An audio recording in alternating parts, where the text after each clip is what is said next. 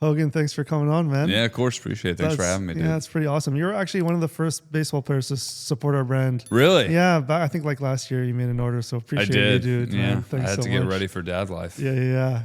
Welcome to the club. Yeah, it's fun. Day club. I'm here. That's it. So, literally during the day, and then at night it's mom's job while I'm playing. Exactly. How we usually start, man, is I ask you, what's your name, how many kids you have, and what do you do for a living? Okay. My name's Hogan Harris. I have one child, 10-month-old, and I play baseball. How did you even start playing baseball? Well, the classic, I guess. Started playing t-ball when I was like 4 or 5. Figured out I was pretty good at that. And then, but I mean, really, I kind of just plateaued until maybe high school, like middle of high school, and then all of a sudden hit my growth spurt, and then I actually got pretty decent. But I mean, I was like the 7-8 hole guy. Forever, just enjoyed it. Yeah, that's pretty interesting you say that, because I asked Bowden, and he's like, man, you can, he's like, a lot of players start blossoming high school and in college, and Yeah. a lot of people and a lot of parents put a lot of pressure on kids to, you know, play at a very, very young age. Sure. And with all the expectations. So it's pretty refreshing hearing that. Yeah, it's nice. I think kids should play everything. I don't like the whole baseball year-round thing anymore for young kids. I mean, I didn't play baseball year-round until I was like 16, 17. You know, I mean, obviously you have practice, things like that, but I would play as many sports as possible because then it gives you a lot of different athletic skills, things like that. But yeah, I mean, it's a fun thing to like kind of watch how baseball is growing, but at the same time, I think it's growing aggressively for the really young age, and I don't really see the point in that because nobody really knows how to play baseball until you're older. Yeah. And it's really interesting because I was just thinking of it yesterday. Players spend a lot of time with the physical aspect of playing baseball, but like the mental aspect is such a big part of baseball that I don't know how you guys crack that code, and I don't know how you'd crack it even at that young age. There are some days it's cracked, and there's some days it's not. Okay. You know, it's the mental toll is hard, especially whenever I was starting. Right now I'm relieving, so it's like at least if you don't have your best outing, you're like, okay, I can get out there in a couple days and kind of refresh. But I mean, whenever you're starting, things like that, it's hard. Like whenever you have, you know, you give up 7-8 runs in a game, and it happens. I mean, you see the best pitchers in the world do it all the time. Like, it doesn't matter how good you are; they get paid a lot of money too to try and hit the ball. So it's the mental part is hard. Not only that, and then if you include like, especially now having a child, the baseball is not as important, but there's a lot of other mental stressors going into it. You know what I mean? But like sleep.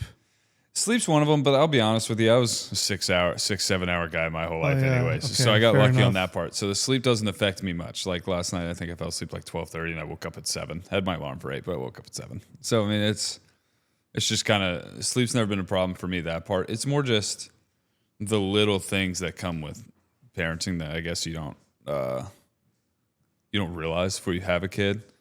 And it's not even like big deals. You know, it's just, oh shoot, I forgot. I need to pack his, whatever it may be. You gotta pack this, you know, blah, blah, blah. And like you try not to put it on the mom's plate, but unfortunately I'm forgetful, so I tend to have to put it on mom's plate. Story of my life. But I'm working on it. I'm working on it. But yeah, there's a lot of mental, it's much harder mentally than physically, I'd say. Do teams and players focus now more on the mental aspect, or it's not really? Yes. Yeah. Every single team. I mean, I guess I've only played for the Athletics, which by the way, I play for the Athletics. We didn't say where I play baseball. Yeah. But with us, we have a mental skills coach, and we usually have a few. Like we have some at like every level, whatever like that. And I can't speak for every other team, but I assume that they all have the same thing. And like some guys will have their own personal mental skills coach to like, because you know it's kind of like teaching or whatever. You have to know how to say the same thing a lot of different ways. Shout out to my wife; she's a teacher. She taught me that. Oh, is she? Yeah. Cool. What grade does she teach? Anywhere from like 2nd to 4th. Awesome. Yeah, it's fun. Right now, she's just traveling with me, but in the off season, she's gonna at least like try and get into the tutoring and stuff like that. Because right now, we love my son, but she's stuck with him 24/7. So it'll be nice in the off season for her to be able to get back doing that. So is she with you now? Not in Toronto, but she is with me in Sac, and she'll travel sometimes. Like she was in Houston, and then our house we live in Louisiana, so it's only a few hour drive back home. So got it. Yeah. So that was nice. Parents got to come, brought her car so she could drive back with Decker, my son. Yeah. So, but yeah, so the mental part is a lot bigger focus than it used to be, for sure, which is nice.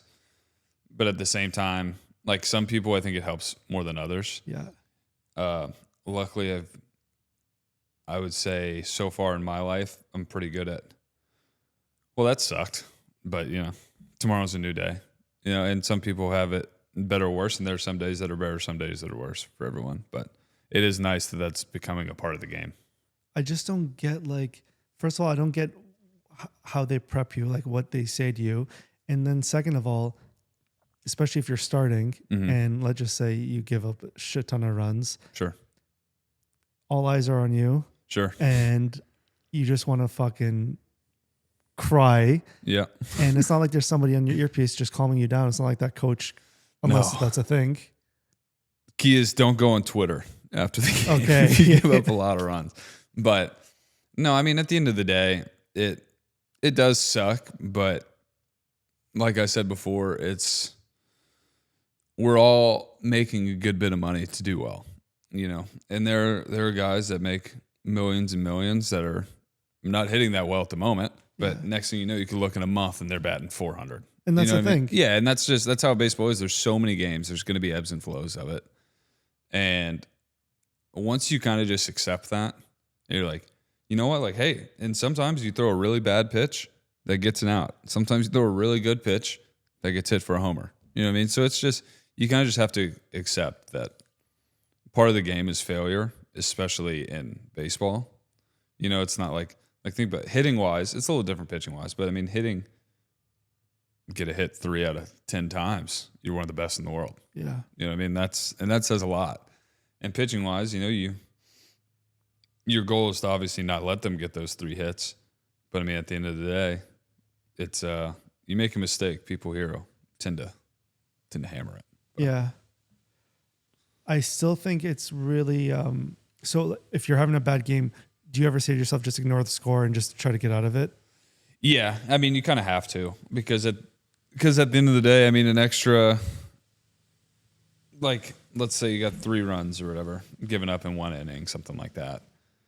You still got to get a couple more outs to get out of the inning. Like, you still have to figure out a way to get out of it. Fair. So, especially like when I was starting, it's like, man, I had a tough inning, but it's only the 2nd inning. I don't want, or whatever, it's only the 4th inning. Like, I would like to get 6 so that my bullpen doesn't have to go through whatever, especially in like the schedules we have, because we're on right now, for example, we're on game 4 of 16 games in a row, 16 days in a row playing. So, it's like, it's that give and take. Like, usually when I had a bad game starting, I felt the worst about it just because then I just stressed the shit out of my bullpen. Got it. You know what I mean? Now, then they're scrambling or whatever. But I mean, at the end of the day, it is what it is. That's what, now as a reliever, that's what we're there for, because we know someone's not going to have a great day every day. So you're there to pick up the guy in front of you, and the guy waiting is there to pick up you if you need it. Good for you. Yeah. That's pretty dope. You started playing, you said, like, seriously, when you were in high school. Mm-hmm. So before that, what did you think you were going to be when you... Well, it's always about 15. I wanted to be a veterinarian. Cool. But then we put my dog down, and I was like, I can't do that. I can't put the dog down. That's tough. Yeah. So then I kind of switched to, as I got into, it kind of worked out with like going into baseball. I dealt with 1 injury in high school, nothing crazy, and then had a couple more in like college and then very beginning of pro ball. So, but before even the pro ball, and I was like, I think physical therapy is pretty interesting, and it would be cool for someone that played sports to go into sports physical therapy, sports medicine, whatever. So that's what I did in college, was try and get going to sports physical therapy, and then I quit school to play. So good for you. Yeah. And like, how were your parents during your, I guess, baseball journey? Oh, they were amazing. My mom, she was a 3-time All-American at UL, Louisiana Lafayette, also where I went to school. She was a softball player. My dad's super athletic. I mean, he's from a small town, so unfortunately didn't get much, like, I don't know, I guess, vision back then. Because, I mean, it was like the 80s, Yeah. 70s, 80s. But they were both amazing. My dad never missed a game. Doesn't matter if it was in Pennsylvania or Florida That's cool. or Texas. Yeah, my dad went everywhere. Mom went everywhere she could as well. I mean, they were a lot of. I think my sophomore going into junior year, I had 3 days at home in the summer. It was crazy. My mom kept track. She said it was like 48 flights or something. Oh wow. Yeah. So we were going like once I really focused on it, we really focused on it. So it was pretty much all we did. But I loved it because I mean it was all really you're just playing baseball and then the rest of the time you're just with the boys at the hotel, cool. just going to the pool, golfing, doing whatever. So I mean but I mean it was amazing. They've never hindered me. Actually, funny enough, their only rule was you're not going to get random toys. We're not buying you that, but if it has anything to do with sports, we'll buy it. That's cool. Yeah, so that was our medium. I was like, perfect. Like I never had a PlayStation until I was 15, I think. Okay. Yeah.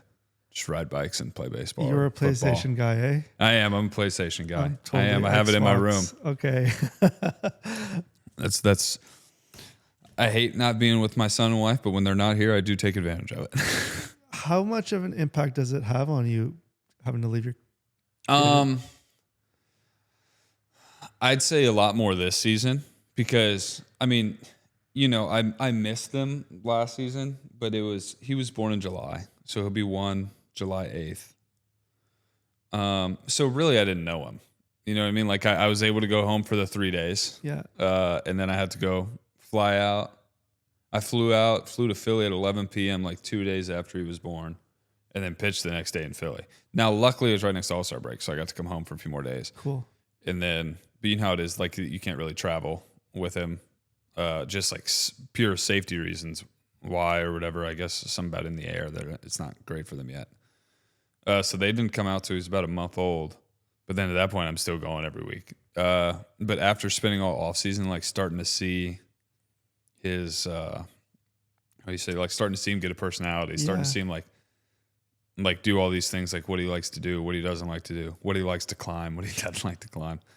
It's harder now, but luckily since she's with me, the longest I would miss is like a week. Okay. So that's not too bad, and lots of FaceTimes. So Yeah. so it's not too bad, but I mean, I miss like hanging out with him, seeing him play or whatever during the day. I do not miss the wake ups at night, so that's a plus. Fair enough. Yeah. What would your wife say about that? Well, luckily he woke up for the first time today at about 7. Okay. So that was pretty good. Cool. Pretty good. It's not, and honestly, normally he's a pretty good sleeper. It's more just he's teething right now, so we've got getting him to sleep. Got But once it. he's asleep, it's great. It's good. Yeah. Did you guys do like sleep training at all?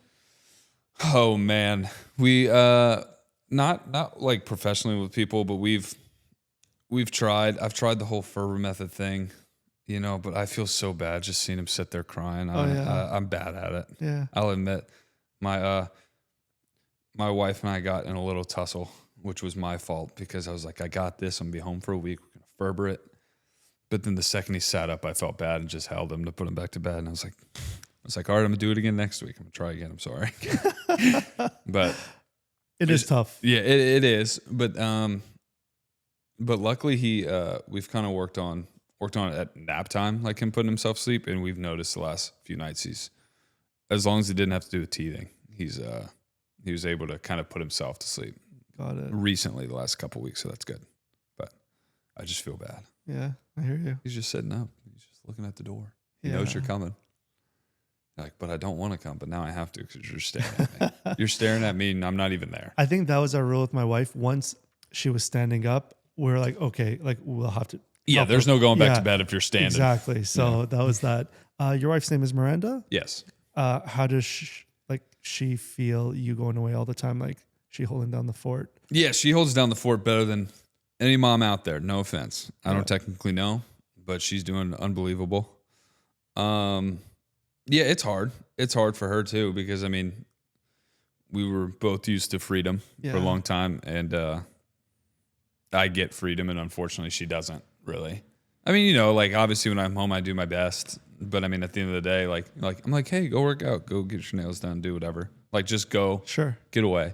But I mean, at the end of the day, it's still for only an hour or two, and then I still have to go to the field at one. Yeah. So I mean, it's hard for sure, and I feel bad. There's only so much I can do about it, but I mean, she is an absolute trooper and does better than I guess words can describe. Because That's awesome. I mean, the other day, I don't know, our son was just being a little nuisance. And I was like, I gotta tell you, you deserve $1 million a day. This is unbelievable. She goes, yeah, and you just did it for half a day. There you I go. was like, oh, I know, it's crazy. So I mean, props to her. Words can't describe it. She's doing amazing. So do you guys have to have a discussion? Obviously, everyone has a discussion before having kids, but is it any different knowing you are gone half of the year? Yeah, during baseball season is obviously the hardest because I mean, even though spring training didn't start till mid-February, I left to go to Arizona because that's where I work out mid-January. Okay. So I was there for a month before. So then, now luckily, since she's not teaching full-time, she's able to come with me. So, but for the month of January, I was like, I went, and during the week I'd go, and on the weekends I'd fly home. So I'd kind of go back and forth. So I'd try. That wasn't the plan at first, but Got then it. it kind of transferred to every weekend we flew home, but it was nice. So then I got a weekend at home. Gave her a break because that was like 2-3 weeks straight by Yeah. herself. It's brutal. I I would can't imagine. I don't know. I haven't done it, Yeah. but I would imagine it's horrendous. But so off season's always fun, or I say always. This one was fun, but during the season, yeah, I'd have to imagine it's really hard on her because I mean, like I said, just the half day or the full days. Sure. Are brutal, and I know they're usually worse with the mom because that's like the comfort person. Yeah. So then anytime they get sad for a second, they just want mom. Whenever he gets sad at me, I'm like, hey, is that worth crying about? He's like, oh, that was a stern voice. And he just kind of stops. But I mean, it's off season's nice though. Like, so this off season, like I said, I'm not much of a sleeper anyways. So we would do his first wake up. I would go work out. Doesn't matter what time it was. It could be 2:30. It could be 5. Good for you. So I would go work out then, and then by that time she would have fed him, whatever, put him back down. And normally my workouts take about 2 to 3 hours, kind of depends. So I would go work out while he was still awake. So that would give me an extra 15 minutes of driving there, and I would go work out, throw, do whatever, and I'd be back home. And normally I would have just enough time to shower. Maybe one game of PGA, and then he'd wake up, but we would have like a bottle ready, or if we didn't, she would just feed him again. But then I would take him for the morning so she could sleep. So it worked out great. Like I was throwing bullpens at like 5:30 in the morning. That's crazy. So how do you get out of the house without making that much noise? So luckily, we have like a shotgun style house right now, at least. So our bedroom's very back. His bedroom is right next to ours, and then they have another bedroom, but that's my man cave. Got And it. then the door is past that, so it's not too bad. Cool. Yeah. So I could sneak in and out, and I don't park in the garage, so I didn't have to open the garage. So Oh, nice. that's smart. Yeah, the wife's in the garage. Cool. Yeah. Yeah. So it worked out. It was early mornings, but it felt nice because I was done with everything I needed to do that day, and it was usually at latest 7:30 or 8. So then we just had all day just to hang out. So that was nice. So off season was great. We had that pretty much down pat. Season is an ongoing experiment of what works and what doesn't. Sure. Yeah. That's wild. Your wife was like your high school sweetheart? Yes, she was. That's cool. I went through your whole Instagram and I'm like, man, like you guys knew each other young. Young, yeah. We honestly, we probably should have known each other sooner, but we didn't because we went to school together for the all of high school. I mean, she was 1 year younger than me, but we were at the same school, and I didn't even meet her till senior year. So Cool. we always talked about that. Like, I wonder how many times we passed her in the hall and just had no fucking idea. But yeah, so it's been great. Now, I asked her out, funny enough, on my birthday so I wouldn't forget. That's smart. Yeah, so I'm the day after Christmas. So that was in 2014. So now we're going on 11 years at the end of this year. And then we'll be 4 years married in November. So That's cool. Yeah. I feel like it's got to reset once you have a kid because like the dynamic fully changes. correct. Yes. So it's like 11 plus the 4, and then let's now measure in like baby years. Correct. Yeah. No, this has been a really long year. It's hard, but it's fun. it's I've noticed like the fun times are really fun, the hard times are like really hard. I get it. But I mean, that's just kind of part of it. It's just a whole new dynamic for both of us. And then you just add on top that I'm probably like the most absent father that isn't absent. Yeah, If that makes sense. I mean, obviously everyone in this profession is. For sure. And that's just, and it's hard. You feel bad. But I mean, at the end of the day, it's just kind of how it is. And, you know, you never know how long this life's going to last. Not life in general, specifically baseball life. I mean, I guess life in general too. But yeah, you never know how long it's going to last. So, like, you don't want to, like, you feel bad, but at the same time, it's like, I got to do what I've been trying to do since I was 5. So, you know, it's kind of hard. You try to balance it, but it's, you know, I get it. it's teetering all the time. You got drafted in 2018. Yep. How was that feeling? Oh, it was unbelievable. It was funny because I never really actually talked to the A's. Like, they normally, they do like, in-home visits, things like that. Almost like a college in a sense, like whenever you're getting recruited, something like that. Or they'll send you questionnaires and they'll have like scouts of the game, whatever. I mean, obviously they're scouts of the game, but I never like personally talked to them. And they just kind of swooped in. And I was like, because my agent was like, hey, you're going to go probably somewhere between the 2nd and 5th round. We don't really know. Because I hurt my oblique or whatever my junior year of college, so I was out for a month. So that kind of hinders it. We just don't really know, like, just because of limited innings or whatever this year, we're not really sure. I was like, okay. And then day 2 started because they do the first 2 rounds of the draft, day 1, and then at least at the time, then they did 3 through 10, and then the rest on day 3. I only had to sit around for I think 7 picks on day 2. I was like, oh, that's great. Yeah. So it was awesome. It was fun. My now wife was there. Parents were there. Grandparents. So it was cool. It was nice, but it wasn't like a huge party or anything. But which I kind of like because, to be honest, I don't really like people all that much. I got like 5. Yeah, sure. Well, I have like 5 to 10 core friends pretty much. And then it's, you know, acquaintances after that. But I get it. But yeah, so I didn't want anything big. We just kind of sat there, had a nice breakfast or whatever, and then just watched because it came out at noon. So we had like a brunch and then just ate.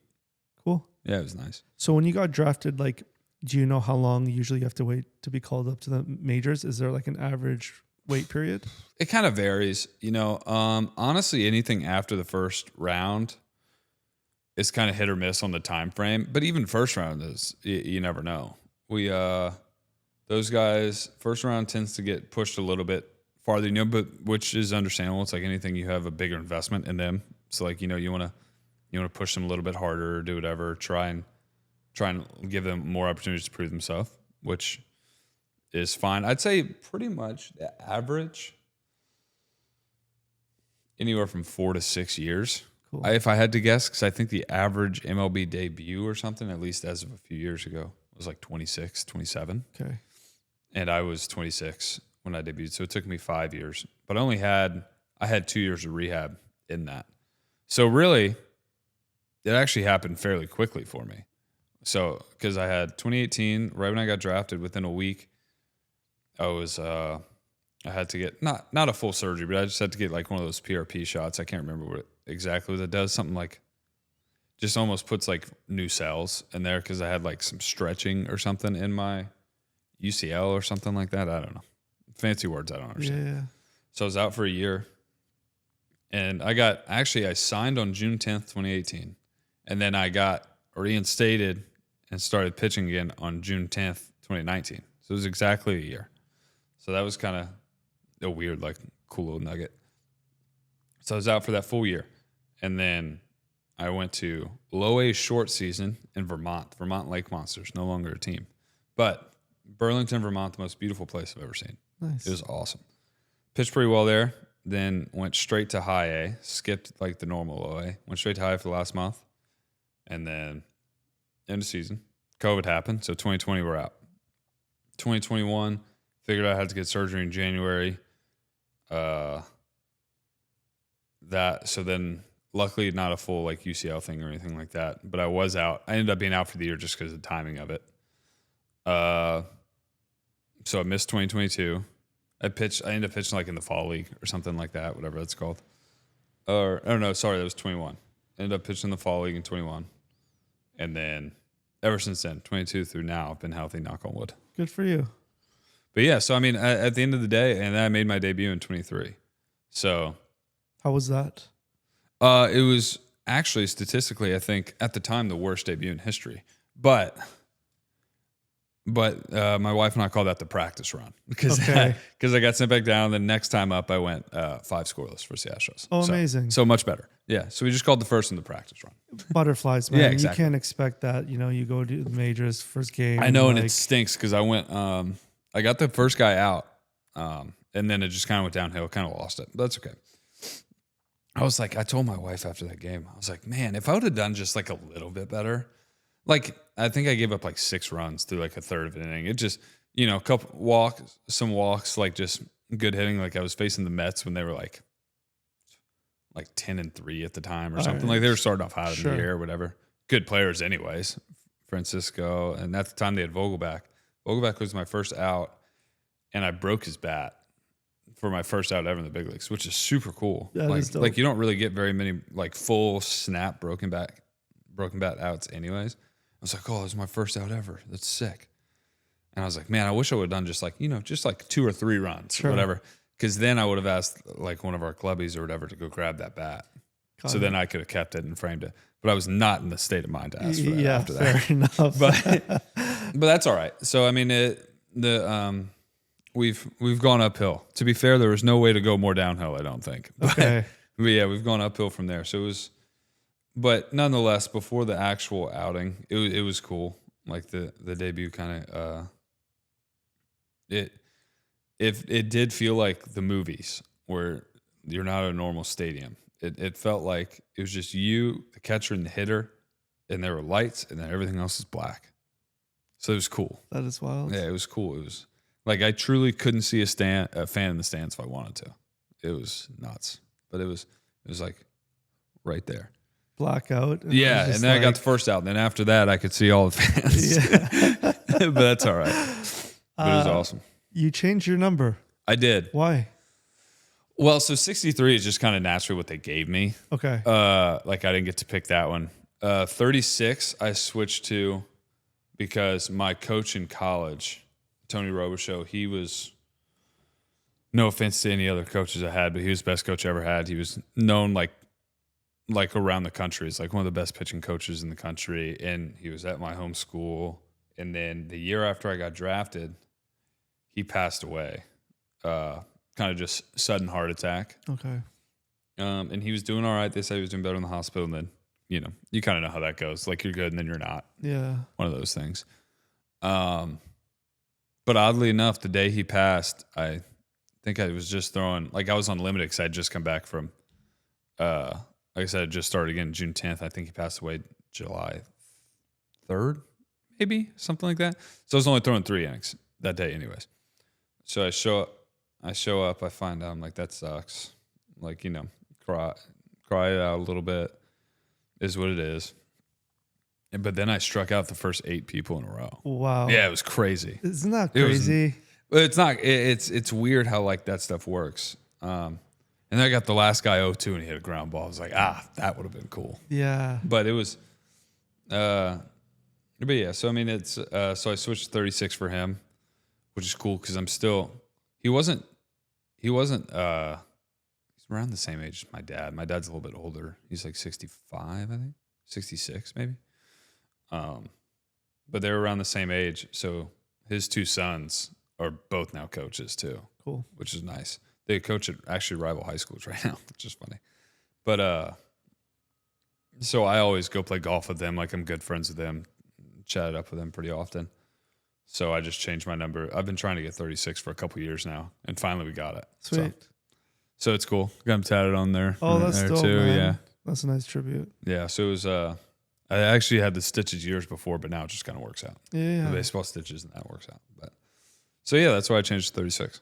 Cool. Yeah. The last game at the Oakland Coliseum, how was that for you? It was very cool to see the send off is the best way to say it. it was a special thing to be a part of. It was weird. It was like not weird in a bad way, but it's kind of hard to explain. Like very somber, but also very like people were still very excited at the same time. You know what I mean? Like they were excited that they were able to be there to see the last game. They were sad that it was the last game, which is totally understandable. I couldn't imagine. You know, I mean, they had people that were fans there for probably 40, 50 years, you know. But Coliseum always hold a place in my heart. First place ever pitched in the big leagues. It was cool. I got to be part of the last team that was there. But, you know, I mean, I guess I don't really know what else to say besides that. But I mean, it was cool. Bittersweet. It was cool, yeah. Bittersweet. A lot of emotions kind of packed in one, so it was nice. Are you excited to go to Las Vegas? I am. I mean, that's a few years down the road. 2028. So a lot can happen in baseball. I hope so. Yeah, I've been with Days forever. I'd like to be with them forever too. Been since I started. Might as well keep doing it. Yeah, I am. I'm curious to see what happens, what it actually looks like. 'Cause I mean, you know, you see all these renditions, and all that, and obviously by the end of it, there's always some things that get changed, and whatnot. So I'm curious. It looks super futuristic, which is pretty cool because I mean everyone's all into analytics and stats and things like that nowadays. So I think it'll be cool, like having all that. Almost based on the rendition, almost looks like there's gonna be like a sphere type thing, cool. like how it's like, quote unquote, like it looks like the scoreboard instead of being flat. It's like because it has like that canopy. Yeah, it almost looks like it's on that edge of the canopy, so it's That's almost cool. like rounding, almost like the sphere. So I'll be curious to see what it's gonna be like. But yeah, I mean, I played in Vegas for 4 years now with our AAA team. Yeah. So I love the area. Summerlin's we usually live off the strip, and Summerlin probably about 20 minutes away. And that's an amazing area. Really safe. My wife loves walking around there. We always go walking. They got a Lulu. Anywhere with a Lulu is fantastic. Thanks, Canada. What's the Lulu? Lululemon. Oh, Lululemon. Yeah. Got it. Yeah, that's just too many syllables. I stick with just Lulu. Fair enough. But yeah, it's a nice area. Good spot to live. Gets real hot. Yeah, the desert. It does, yeah. But I mean, other than that, I'm excited. Nonetheless, honestly, at the end of the day, as long as I'm playing baseball, if I'm still playing baseball in 3 or 4 years, I'm happy. That's fair. So wherever it is. So when you say like playing baseball in 3 to 4 years, is there an expiry date or you just like? Not really. It's just, I mean, my goal has always been to play till 37. I'm only 28, but just baseball's a fickle game. Yeah. And at the end of the day, it's a business. Totally. So, you know, you got to appreciate every day you're here, and you obviously plan to be here as long as you can. But you know, I just say that because I sometimes I'll get ahead of myself, and I like to say little things like that just keep me like day to day. I guess. But so then, what kind of tips would you give those younger players how to deal with getting sent down? Like, what should you focus on? How can you overcome those mental challenges?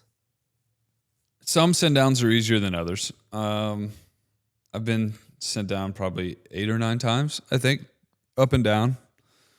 The first year in 23, those sucked because I was doing them to myself, if that makes sense. Like I just wasn't playing well. I think I had like over a 7 ERA in the big leagues that year in 23, whenever for the days I was up. So, you know, it's kind of give and take. It just depends. In my opinion, it's felt worse when I did it to myself and not as bad when it's like, well, you know, I threw well. It's just a business move. They have somebody they want to try out, and that's just kind of how it goes. Whenever you have options. So personally, I think those are easier to deal with, at least for me. And I'm sure it might be vice versa for others. But I feel good knowing that I did my job at the end of the day.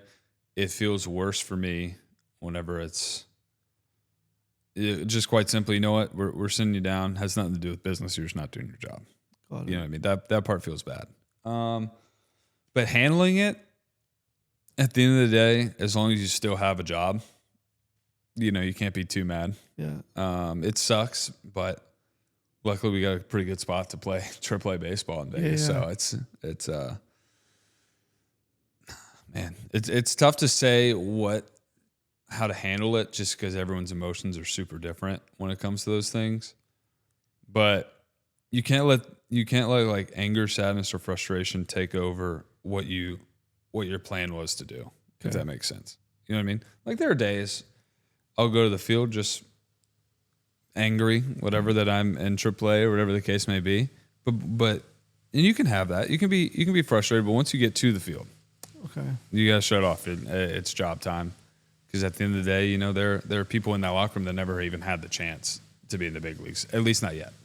So I guess it's more so learn to appreciate the days that you had there, and then figure out whatever it is that you need to do, or keep doing whatever you were doing, then just get back in a few weeks or get back in a couple months, whatever the case may be. So I mean, as you kind of just gotta very, very oversaid saying, but it's true. Kind of just gotta trust the process and keep doing what got you in the first place. How does family play a part in that? Like when you do get sent down, are they? Oh, that's a full on shit show. Oh yeah. Oh yeah. Because then, you know, let's just say let's say we're going on a road trip in a couple of days. They have flights booked to go to wherever, and then you get sent down and you're like, hey, cancel that. We now just have to pack up the entire house, go back. We're going back to AAA, so we're going to have to pack up the whole car. We're going to have to ship the car. Damn. Yeah, it's a lot. It's a lot, and you have to do it all pretty much within a day. That's crazy. Day or two, yeah. So I got sent down earlier this year, which, I mean, you know, like I said, I have options, so it's just kind of part of it. I got sent down. They saw another guy that like has done really, really well in the past. He was just hurt. They're like, we're just gonna give him a shot, see if he works well with our team. Yeah, so they sent me down. So I packed up the whole house that afternoon, got the wife on a flight to Vegas, and then I drove the car about 8 hours to Vegas. Luckily, the coaches there were kind enough to be like, hey, we're just going to sit you out this game. Yeah, totally. we're going to give you a day, and then you can be in the game tomorrow, or be available for the game tomorrow at least with the leaving, because you never know. But so I mean, yeah, it's tough, but at the same time, it's like anything in life. Part of it. Yeah. Anything in life, you got an obstacle, you should figure out how to jump over it. So I don't know if you rent there or if you bought there, but what if you get called back up? You got to do this whole thing all over again? Pretty much. Yeah. Yeah, but it's much more fun to do whenever you get called back up. Sure. You're like, sure, I'll go find a house. I'll figure it out. What does your wife have to say about that? Is that fun? No, I mean, it sucks no matter what with the kid. At the end of the day, it does suck, but it feels better to do whenever you're up. Sure. But yeah, there's a lot of like the little things like that how to explain the baseball life is not all sunshine and rainbows, which a lot of people think. A lot of everyday like fans and stuff, I would imagine. They're like, oh, how could you ever have a bad day? I was like, I'll tell you. Yeah, there's a lot of things that go into it. It's a much harder life than, especially once you have a child. It's a lot harder life than people think it is. But at the end of the day, you just play enough, and hopefully it's worth it. That makes sense. Yeah.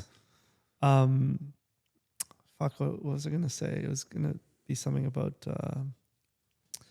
your wife. I guess it's gonna get harder as your son gets older to pivot like this, especially like baseball players getting traded. They're already in school and stuff. But I remember what I was going to ask you. Is there daycare in? There is. And he's finally getting old enough to where it's not that we don't trust other people. It's just that we don't trust anybody. Yeah, That's not us. Not yet. But yeah, so she just started putting him in daycare last week at the games. And she goes, I was nervous, but we know all the kids in there. That's nice. So it was fantastic. I put him in daycare. They would text me updates every 30, 45 minutes or whatever they agreed upon. And I just got to sit there and watch the game. She goes, I had a margarita. I got to watch the game. Yeah. I got to just hang out and chat with the other ladies.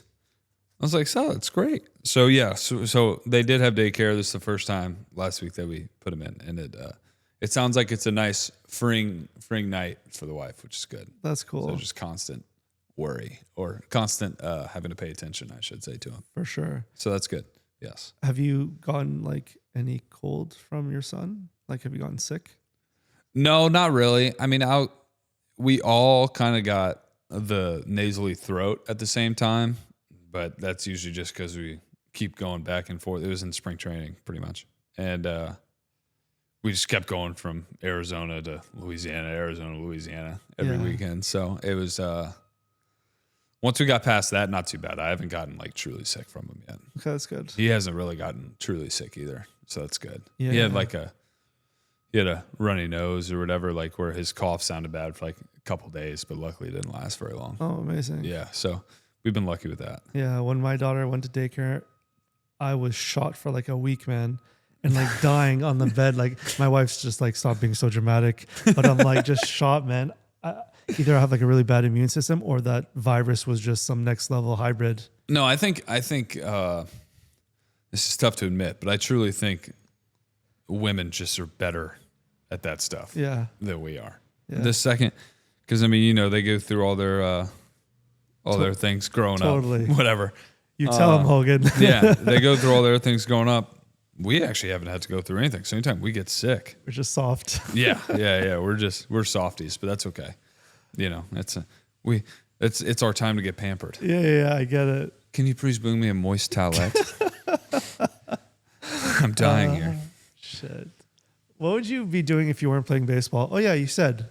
Well, initially, yeah, but if it were right in this moment, I'd probably go into real estate of some sort. I did the whole test and everything in 22 when I was in high A, double A, and triple A. I just did it in the mornings. It was actually pretty easy. It was like an hour a day. I had my license too. You do? Yeah. It was like an hour a day, but I unfortunately, like, so from the moment you start to the moment you've finished, like start the course up, at least in Louisiana, you have to then take the test within a year. From like the start of whatever. So unfortunately, by the time I finished, we got home. I tried to send in the application and stuff like that, but I don't know what was going on. I tried to send it in for like 2 weeks, just wasn't really working. So really, I took the whole course for nothing. I don't even have my real estate license. Shit. But at the end of the day, I was never really gonna like sell houses to people anyways, unless it's like my buddy comes up to me, like, hey, I'm trying to buy a house. I know you're whatever. Yeah, or the players. Yeah, it was more just I just kind of wanted to read and learn about it so that I could, you know, either just buy and flip houses, things like that. I kind of just wanted to learn about it and see what the options are. But my main goal is to have like a 60 or 70 unit like luxury apartment complex in Lafayette, Louisiana, because we don't really have one. Yeah, it's like all like basically student apartments or housing, townhomes. And I feel like if there was something in the middle, there's that nice like you know, mid-20s, mid-30s guy or gal that doesn't have a family, or even if they do, you know, they just don't want a full house, but they can feel like they're living nice. Oh, that's cool. So I would like to do that at some point, but we'll see. Hogan Hotel or Harris Hotel. There you go. Harris's Humble Abodes. Sign me up. There we go. Yeah, Let's you get could come. some investments, man. Perfect. Investors, let's do it. Yeah, man. I just got to figure out where to do it. They're building everywhere right now in Louisiana. We're starting to run out of space. Is real estate expensive there? No. Okay. No, I mean, at least comparatively. Like, I remember I bought my house right after I got drafted. I bought my house. It was 3-bed, 2-bath, 1,600 square feet, whatever. Nothing, like a great starter home. Yeah. And it was brand new, less than a year old. I think it was like a little over 200. Wow. Yeah. US, which is probably like, let's just say 350, 400. Yeah, give or take. Yeah. That's amazing. Yeah, so it wasn't bad at all. Right now, my wife and I are looking for a new house. But and I'd say like we're looking at like 4 and 3, 4 and 4, cool. Kind of ish, anywhere between there. And they're anywhere from 550 to like 900. Yeah. So I mean, it's pricier ever since the last few years. Like COVID spiked everything up a good bit, or just that time period in general kind of spiked everything up. But compared to a lot of places in the country, very affordable. I'd say. Yeah, like you get your money's worth. Yeah, that's pretty good. Yeah. I see a lot of like ads in Texas where you have like this huge mansion and stuff. Yeah, it's crazy. But I mean, to be fair, like they're like, oh, right here, it's 45 minutes outside of Houston. So basically you're just sitting next to cows. Got it. In the boonies somewhere. Yeah. Which if that's what you like, perfect. Fair. But yeah, it's basically a lot of rural areas that they're just trying to populate. And so the housing is cheap because there's no one there to like price the market. Yeah. Almost. But Makes sense. yeah, you can get some good houses there. Cool. You can. You just got to accept a decent drive into work. Yeah. That's okay. That's all right. Yeah, nothing wrong with that. I like a little Cruising. lock in for work time and then vibe out before you get home time. So I'm not opposed to that. Thinking of trademarking this locked in. Every athlete who sat in this chair has been using that term. Really? Locked in. Yeah, you have to. So I think it's What's funny is I was playing PlayStation last night with one of my buddies back home, one from Colorado that I played baseball with in college. And he goes, dude, I'm watching right now. The Nationals are playing. I can't remember what team it was, but it's one of the California teams. He goes, it's 1:30 on the East Coast right now, or 12:30, whatever it is. Imagine, and this guy is deadlocked, like locked in. I'm like, yeah, but I mean, we get used to it. He goes, but that's crazy. Like, think about telling a normal person they have to lock in for their job at 1:30. Yeah. And like just be fully awake, fully attentive. I was like, yeah, I mean, I've never actually thought about it like that just because I'm so used to like going whatever, one way or the other. But yeah, I was like, I guess that is kind of crazy if you think about it. What were you guys playing? We're playing MLB The Show. Trios. Oh, yeah. We're playing trio MLB The Show. Cool. Yeah. Real hit or real miss, depending on the day. I can either hit really well or really bad. There's no in between. Cool. That's Depends how my thumb is working that day. I got to get into video games. It was a fun time, man. I love it. It's I think I like it so much and have the pure addiction to it right now because I didn't start till I was older. Got it. I didn't have it till I was like 14, 15, whatever. Like I was in high school or 8th grade, something like that. So I started later. So now I still have the itch for it like all the time. But it's like, it's a lot of athletes we have that in golf. And then other than that, we can't really go do anything. Sure. You know what I mean? Like we can't, even if we wanted to, it doesn't really make sense to go to the bar every night. Like, what are you going to do? Like, totally. That's not really my scene anyways, but still, like you can't do that. You can't really go skiing. You can't do all these things. So like you're very limited in what you get to do as relaxation. So it's pretty much Netflix, parent first, Netflix, PlayStation or golf. And that's pretty much it. So it's nice. We have a lot of us will bring our PlayStations on the road or do whatever. And it just gives us time to unwind. That's fun. Before or after. It's just nice. Do you have siblings? No, only child. So how was that? I loved it personally growing up because I didn't know anything different. I love it. But it was nice. There were times, I guess you could say it was lonely, but I didn't really realize I was lonely until like you're looking back at it. Yeah. You know what I mean? But luckily I had a good friend I went to school with that he was on the next street over. So we would just hang out every day. Oh, wicked. Because he wasn't the only child, but he had one sister and she was like 5 years older. Sure. So he was pretty much the only child. That's cool. That's good to hear. Refreshing. Because like a lot of the times I feel pressure. Like, do I need to give my daughter like a sibling? Yeah, no, it's not bad. And I'm like, you know what? Half the time they have their cousins. And just because you have a sibling doesn't mean you can get along with them. And exactly. And then you're just splitting your time up between each kid. Fuck it. And to be honest, it was very freeing once I was in high school because it was just me. My parents knew I needed to like have interaction. Yeah. So honestly, it worked out in my benefit. Anytime I was like, hey, I'm going to head over to a friend's house. Let's go. Like, yeah, whatever. Just let us know whenever you're home. That's cool. Which half the time I would end up just be doing a project or whatever at my buddy's house. The project really would end at 7. Yeah. But then we're playing FIFA till 10 and I come home. So I can't complain. That's cool. Yeah, it wasn't bad. Do you have like a different appreciation for your parents now that you're a parent? Yes. Immediately, yes. I mean, I don't think I really ever took them for granted. There were like little moments of like, you know, whenever you're just a kid being a brat. Yeah. But for the most part, I kind of knew my parents were cool. Like once I kind of went to other people's houses and saw like the little rules or whatever. And like, you know, every parent, every household has their own thing. But mine were pretty chill. They're like, do whatever you want. Just tell us what you're doing. And just make sure you don't do anything that can get you arrested. Which I never got arrested, so we did good. Sweet. Yeah, so we did good. We made it. Yeah, there was nothing crazy. I mean, it was just normal Southern stuff, like just bonfire stuff on the weekend. But other than that, you're just hanging out at your buddy's house playing PlayStation or something. That's pretty cool. Yeah. It worries me a little bit, like how much is too much in terms of like helicoptering. I know it's kind of. I mean, luckily, he's too young for me to even know about that yet. But I think it's got to be a weird medium where they fear you in a sense, but they're not scared of you. Okay. If that makes any sense. Like, I wasn't scared of my mom, but I was fearful to piss her off. If that makes sense. I get it. You know what I mean? Like that nice medium. Like I still talk to my mom and dad all the time. Like we talk about anything, whatever. And then but you do one thing and they'll go off on you. You just gotta pick and choose your battles, and just, I guess there's a level of trust that your kid has to have in you, but also know that you'll put the fear of God in them if you have to. So, and obviously I don't know how to do any of that yet, but that's the goal, is to walk that line. It's hard. Parenting is hard. It is. Because you don't know what actually the result is until long after. Yeah, no, the entirety of parenting is trial and error. Yeah. There's no, it's like, oh, I'm ready, son.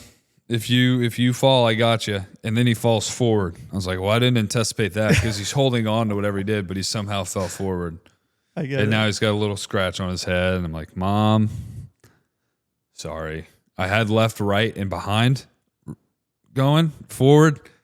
Didn't expect that to be part of the equation. But now we know for next time. Wait until he gets older and can start talking and like basically tell all you to your I'm scared wife. for him to start just sprinting around everywhere pretty soon. He can't even stand on his own, but he crawls up the stairs like no one's business.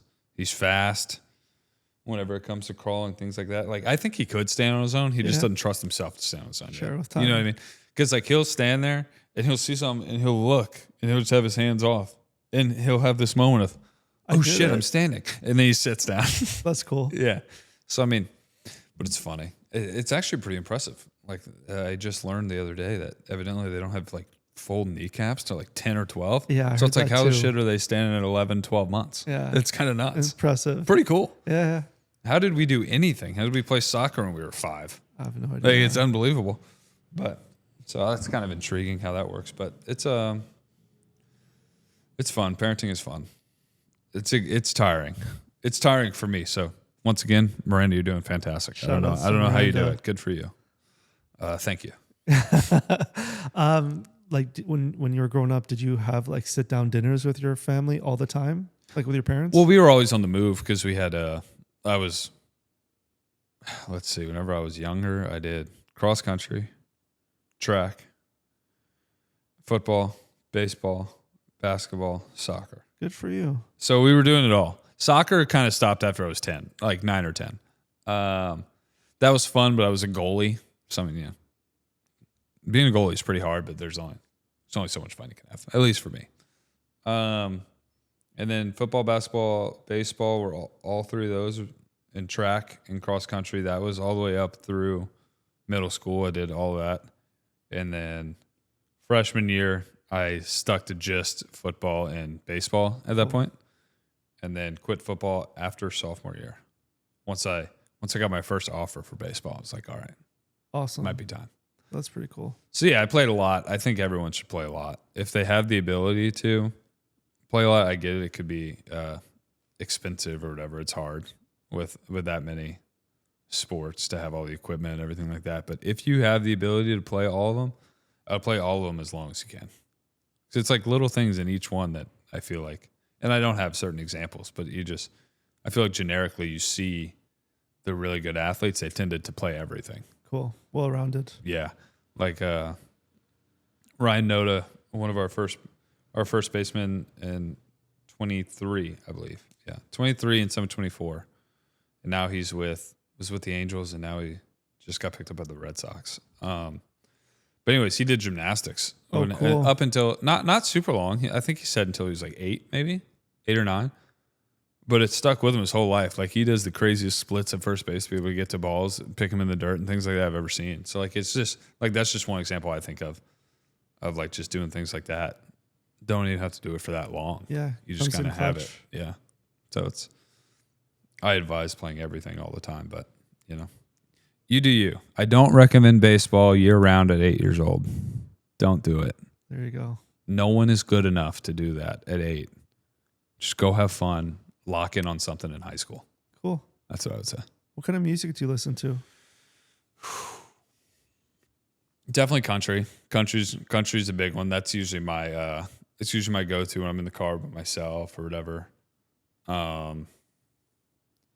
EDM, shockingly enough, my buddy from Colorado got me into that. So I'm kind of into EDM a little bit. Yeah. And then whatever genre you would call like Hozier or whatever, I'd say that's that kind of style. That one's not as often, but I like whenever I'm in that kind of mood, just chilling. Cool. While I'm driving, I like that type of stuff. Hozier, I do dabble with a little Sabrina Carpenter. I like some Espresso. It's a good song. Is it Chapel Roan? I don't know. Pink Pony Club Girl. It's a good song too. But yeah, I'd say I'm kind of everywhere. That's good. To be honest. Yeah. I don't really have one or the other. Just whatever I look at my phone on Spotify and I see. Is that how you choose your walkout song? No, my walkout song I kind of did a deep dive for. I just started listening to everything. But this one, I think it takes a bit from, is it Elmer Fudd? Or is it? I think so. I think it's Elmer Fudd. It's Hunting Wabbits by J. Cole. I was just going to say, it sounds like the cartoon, like Bugs Bunny series. Yeah. Be very, very quiet. I'm hunting wabbits. And it drops in. It's pretty cool. And I remember JP Sears, one of our other pitchers, he was laughing because the first time I ran out to it, I didn't even realize the timing of it. Yeah. But like, so normally the song will start, you give it a second, then like you'll run out the dugout. Right as I'm running out the dugout, I hit my glove and it says, God damn. And I was hitting my glove right at that. And I didn't even mean to time it up, but I just heard JP just told me, and I came back in. He was just laughing his ass off. That's hilarious. Because I had country for so long, and then I switched to that. I had a Warren Ziders Ride the Lightning for a while. So whenever I switched to that, he just thought it was hilarious because this just isn't you at all. Yeah. But now it is. Now it's kind of me because I've had it for about a year now. But that's pretty dope. Yeah. If you can, if physics wasn't a limitation and you can design any pitch you wanted. Any pitch. What do you think it would do?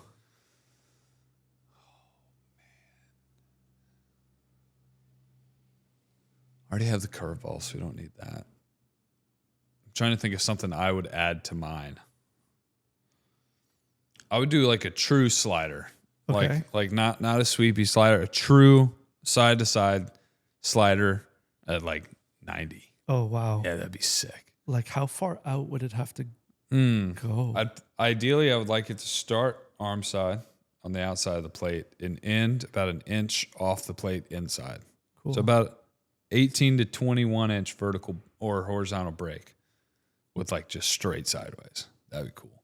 I don't really have the arm angle for that, but okay. But that'd be the pitch that I would love to have. I've tried to have it for years, and I've never come close. Okay.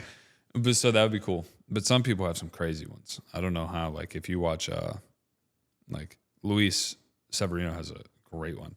He threw one at like 25 inches the other day at 87. Just did that. It was unbelievable. That's crazy. Like, oh my God. Yeah. That's why he gets paid the big bucks. Yeah, there you go. Pretty good. Yeah. He's pretty good. If you can play any position besides being a pitcher, what would you play? I think I'd play center. Center's fun. I always thought like initially I'd do like shortstop or something like that, but I would have to say I think center just has a weird like control factor to it that's pretty cool to me. And I've always found it fun to like watch fly balls or like whenever we're shagging, stuff like that. Like you feel really good when you track down a fly ball. Yeah. So I'd probably say that. And that would mean assuming I'd be pretty fast if I were playing. 100%. So I'd feel really cool. Jumping the balls would be fun. Yes. That would be some crazy stuff. Robbing a home run's got to be the coolest feeling of all time. Yeah. I almost did it once. in batting practice. Oh, yeah? Never even close in a game. Never close in a game, but that's okay. That's cool. Yeah, I'd say center field, though. What's your favorite part about being a baseball player? Favorite part is traveling to cities that you wouldn't necessarily travel to, or not. I don't mean like that, because really every city in the big league is pretty cool. Cool. Anyways, but it's just you have no choice. Yeah. If that makes sense. So then you're there, you're like, okay, cool. Well, now that I'm actually here, I might as well go explore. You can go walk around. I'm not really much of an explorer, to be honest. I'm more of like find a coffee shop within a mile or so, and I'll walk, and then that'll be kind of my walking exploration, see how the city feels. Because luckily, normally our hotels are in like fairly nice areas. Yeah. So that's usually the area you'd want to walk around anyways. So that's kind of more my exploration, unless like there's a nice golf course and I'm gonna go try and golf. But so yeah, I'd say the favorite part is being able to travel to places that not that you wouldn't necessarily travel to, just you wouldn't physically be able to get to all these places in a normal life. Like, I mean, 15, 20 cities a year is crazy. Yeah, that's a lot. I mean? Unless you're the owner of a business, but sure. Even then. So I'd say that's my favorite part, probably, is the travel, seeing the cool stadiums, just getting to be a part of. Every atmosphere is the same but different, if that makes sense. You know what I mean? Like, everyone's got their different things that they get excited about, or like just the little in-between innings things, stuff like that. Just kind of seeing the culture of every place is cool too. So, yeah. So I guess in general, overall, the travel and seeing like slightly different cultures throughout is cool. Sweet. If you can have a meal for the rest of your life, what would it be? Oh God, people are gonna hate me for this. I'm really simple. I would have. Both my grandmas made basically the same thing. Made it the same way. It's very simple. I would have either, if it's my Nana, a turkey and cheese with mayo, sliced quarters with chocolate milk. If it's my Meemaw, bologna and cheese sandwich sliced in half with chocolate strawberry milk. And I would have that every single day for the rest of my life. I never get tired of sandwiches. Simple life. Oh, what more do you want than that? Nothing. And maybe if I'm lucky, I'll get a side of Cheetos. Cool. Some Cheetos Puffs. Okay. And that would be it. I would not be able to function well if I ate that every day. But if it didn't affect anything, I would eat that every single day. Sweet. Love it. Yeah. Nice and simple. No lettuce, no tomato, none of that. Bologna, cheese, mayo on white bread. With crust? Without crust? With crust. Okay. With crust. I do like a little bit of crust. When I was younger, no crust. Once I got to double-digit age, crust. Awesome. Yes. I grew up a little bit. Yeah. If you can meet any music artist, who do you think it would be? See, now that's interesting, because I kind of want to like meet someone that music I don't even really listen to, but I have no idea why. But I would love to I'd like to meet Luke Combs. That'd be cool. I just like his music. But I would like to follow around for a day like Metallica. Cool. Or something like that. Any of the bands in that genre, but Metallica was the first one. Or AC/DC, whatever, something like that. Just follow them around for a day in like the 80s. Sweet. Just follow. Yeah. They have no idea I'm there. I'm a fly on the wall all day. I just want to see what's going on. But that would be cool. I mean, the 80s had to be nuts. Like Queen, all that. Had to be unbelievable. Prince, just that lifestyle had to be absurd. Nice era. Yeah. Good era. But yeah, so I'd say meet Luke Combs, follow around someone, really anyone in the 80s or 90s. Just follow them. Fair enough. Yeah. Would you rather do dishes for the rest of your life or laundry, including folding? Laundry. I love folding clothes. You're lying. I swear to God. I fucking hate it. It takes me a second to get the urge to fold it. But once I fold it, I love folding clothes because I'm very OCD. And putting it away is just the worst part. Oh, no, I don't mind that. Man, I don't mind it. You're a trophy husband. Oh, no. No. But I will. Well, the thing is, I'm used to, whenever I'm home in the off season, I'm now the housewife. Okay. That's our deal. Sweet. I'll do. Now, obviously, we still like clean the house and keep it tidy together. But like the little things like that, I try and do that because she's had to do it all year Okay.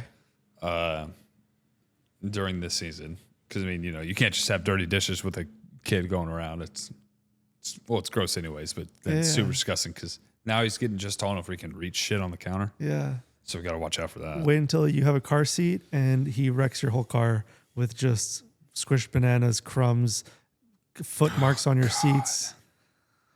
Yeah. Brace yourself.